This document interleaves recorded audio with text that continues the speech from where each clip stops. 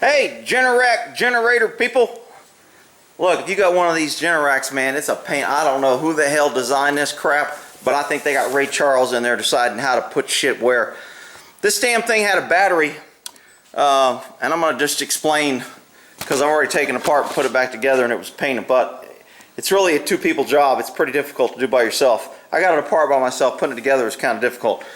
So basically, your battery is right underneath here on this plate. And the only way to get to it, you'd think there'd be some sort of easy way. There ain't.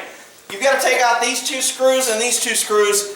This panel has your fuel line, your starter wire, your choke cable. They're all connected. So you can't just pull this off, it falls down.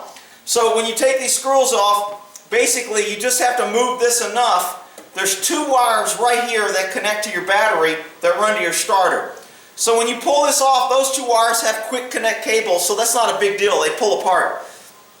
And then, make sure I'm in a camera here explaining this.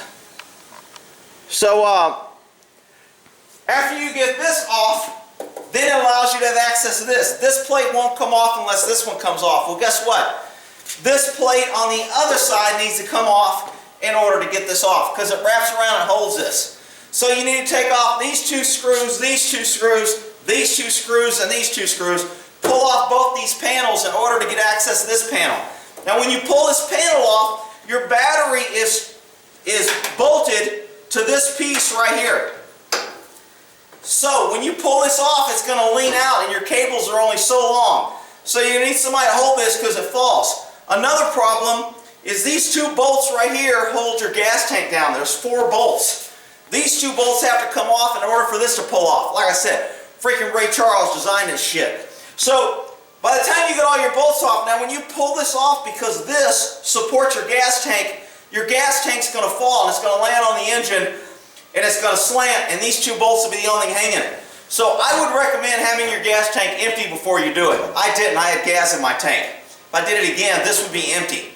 So if you drain it, siphon it, however you want to get rid of your gas, do it when it's empty if you need to mess with this battery.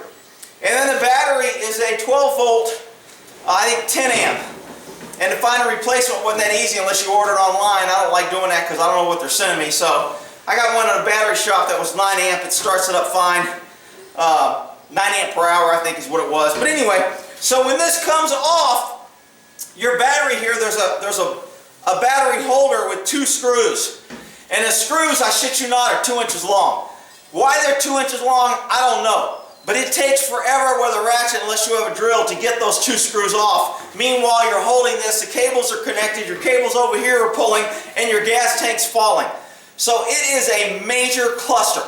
Once you get that off, you disconnect the battery, put the battery on, reconnect it, you're okay. But then putting it back on, all the other screws that you need to take off, once you get these 2 screws off, and these 2 screws, there is 1 bolt here and 1 bolt here that holds this panel on, and those 2 bolts need to come off. So when all is said and done, there's 1 bolt here, 1, 2, 3, 4, 5, 6, 7, 8, 9, 10, 11, 12, 13, about 15 or 20 bolts, and it's not so much just getting the bolts off, it's how the thing falls apart when it does it, because this supports this. This is connected to the cable for your choke and your starter. You have 2 starters here connecting to the battery, then you have your battery cables that's hardwired in. It is a complete cluster. When I looked online on how to do it, everybody says it's just a pain and they don't really go into any kind of detail. So I figured I'd put this detail out here so you kind of know what to expect.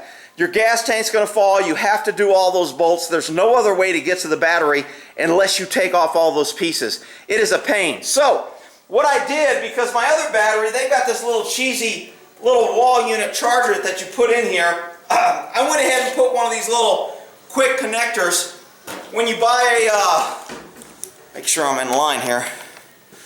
When you buy a little die-hard for 24 bucks, they have them on sale at Sears. You get a die-hard battery charger. You get these clips. You get an extra one of these, and then you get one of these with a cigarette lighter. So these little clips are universal and they just kind of clamp on and off and they're easy to do. I have one, basically what I put on here is you get this when you buy the charger, and it has 2 little eyelets here that you just screw into, so they're sealed. So I just connected a negative and positive to the battery, and now this hangs out. And I have the same thing on my motorcycle. So when I want to charge it now, instead of using their podunk piece of crap Ray Charles jerry rig crap with their little thing, now I just have this connected straight to the battery.